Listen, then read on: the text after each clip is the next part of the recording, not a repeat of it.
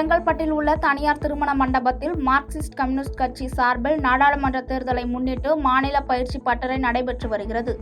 இதில் சுமார் 18 மாவட்டங்களைச் சேர்ந்த மார்க்சிஸ்ட் கம்யூனிஸ்ட் கட்சி நிர்வாகிகள் கலந்து கொண்டனர்.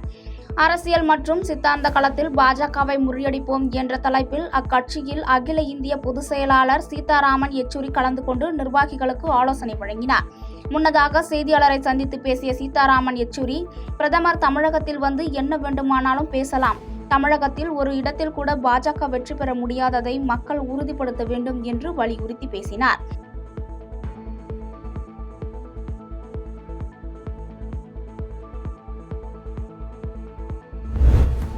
தூத்துக்குடியில் அமைச்சர் அனிதா ராதாகிருஷ்ணன் செய்தியாளரை சந்தித்து பேட்டியளித்தார். அப்போது பேசிய அவர், குலசேகரப்பட்டினத்தில் ராக்கெட் ஏவுதளம் அமைப்பதற்கு முதலில் குரல் கொடுத்தவர் முத்தமிழ் அறிஞர் கலைஞர் கருணாநிதிதான் என்றார். அதற்கு குரல் கொடுத்தவர் முதலமைச்சர் மு.க.ஸ்டாலின் அவர்கள்தான். அந்த வகையில் விளம்பரத்தை போட வேண்டும் என்பதற்காக அவர்கள் செய்தது வெளியில் தெரிய வேண்டும் என்பதற்காக போடப்பட்டது. விளம்பரம் தயார் செய்தவர்தான் தவறு செய்துள்ளார். அதை நாங்கள் கவனிக்கவில்லை. எங்களுக்கு எந்த நோக்கமும் இல்லை என்று தெரிவித்தார்.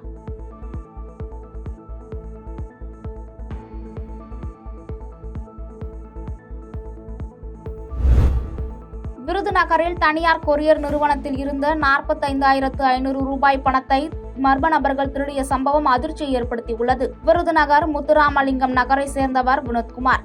இவர் பிரபல தனியார் கொரியர் நிறுவனத்தில் இருந்து டிரைலராக பணியாற்றி வருகிறார். இந்நிலையில் அவர் நேற்று தனது அலுவலகத்தில் உள்ள லாக்கரில் இரவு 45,500 ரூபாய் பணத்தை வைத்துவிட்டு சென்றுள்ளார். பின்னர் காலை அலுவலகத்திற்கு வந்து பார்த்தபோது லாக்கர் திறக்கப்பட்டு அதிலிருந்து 45,500 ரூபாய் ரொக்க பணம் மற்றும் சிசிடிவி காட்சிகள் பதிவாகும் ஹார்ட் டிஸ்க் திருடப்பட்டிருப்பதை கண்டு அதிர்ச்சி அடைந்தார். இது குறித்து காவல் நிலையத்திற்கு தகவல் தெரிவித்தார். தகவலின் பேரில் சம்பவ இடத்திற்கு வந்த போலீசார் இந்த சம்பவம் குறித்து வழக்கு பதிவு செய்து விசாரணை நடத்தி வருகின்றனர்.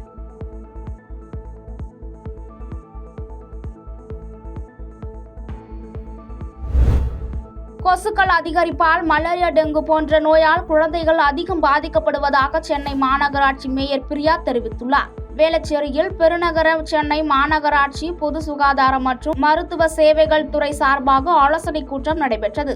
இந்த கூட்டத்தில் சென்னை மாநகராட்சி மேயர் பிரியா மற்றும் சுகாதாரத்துறை அதிகாரிகள் கலந்து கொண்டு சுகாதாரம் குறித்து ஆலோசனை நடத்தினர். பின்னர் நிகழ்வில் பேசிய மேயர் பிரியா, கொசுவால் மலேரியா, டெங்கு போன்ற பாதிப்புகளால் 3 மாதங்களில் பல குழந்தைகள் இதனால் பாதிக்கப்பட்டுள்ளனர். எனவே சென்னை மாநகராட்சியில் மருத்துவர் பற்றாக்குறையை பூர்த்தி செய்வதாக தெரிவித்தார்.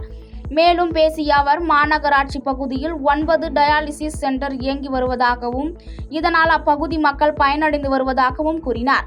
மேலும் டயாலிசிஸ் சென்டர் அமைக்க உள்ளதாகவும் தெரிவித்தார்.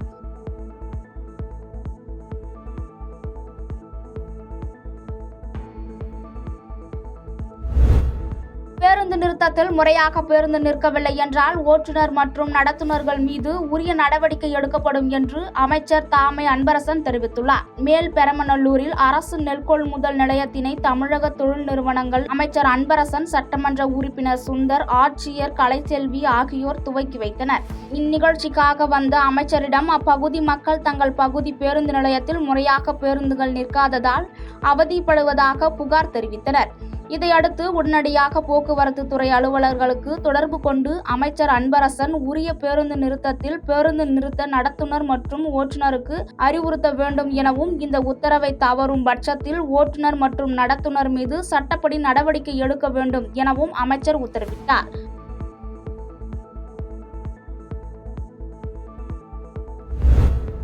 பணி ஓய்வு புத்தகம் வழங்க ஊராட்சி மன்ற தலைவர் 10,000 ரூபாய் லஞ்சம் கேட்பதாக துப்புரவு பணியாளர் கண்ணீர் மல்க குற்றம் சாட்டியுள்ளார். தென்காசி மாவட்டம் கடையம் ஒன்றியத்திற்குட்பட்ட முதலியார்பட்டி ஊராட்சியில் கடந்த 1999 இருந்து 2016 வரை துப்புரவு பணியாளர்கள் வேலை செய்து வந்தவர் சுடலை மாடன். இவர் சுமார் 17 வருடங்கள் பணி செய்து ஓய்வு பெற்றுள்ள நிலையில் கடந்த 2023 வரை தினக்கூலியாக தனது பணியை தொடர்ந்து வந்துள்ளார்.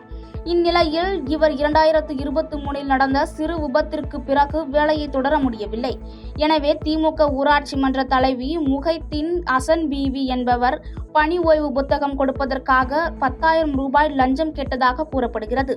இந்நிலையில் அதை கொடுக்க முடியவில்லை என சுடலை மாடன் கண்ணீர் மல்க வீடியோ ஒன்றை இணையதளத்தில் வெளியிட்டுள்ளார்.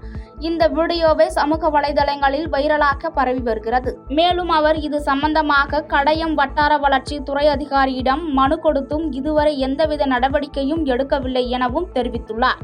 அவங்களுக்கு இந்த கஷ்டப்பட்டு நீங்க ஒரு நடவடிக்கை கலைக்கிட்டோமா, அதாவது நீங்க நடவடிக்கை நாங்கள் டீ குளிச்சுருவோம் கேட்காரு. பிரசன்னமா பெருசன்னு கேட்காரு.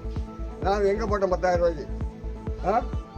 நீங்கள் என் வீட்டை வந்து பாருங்கள், வீடு எப்படி கிடக்கு நீங்கள் நேரம் இல்லை பாருங்கம்மா.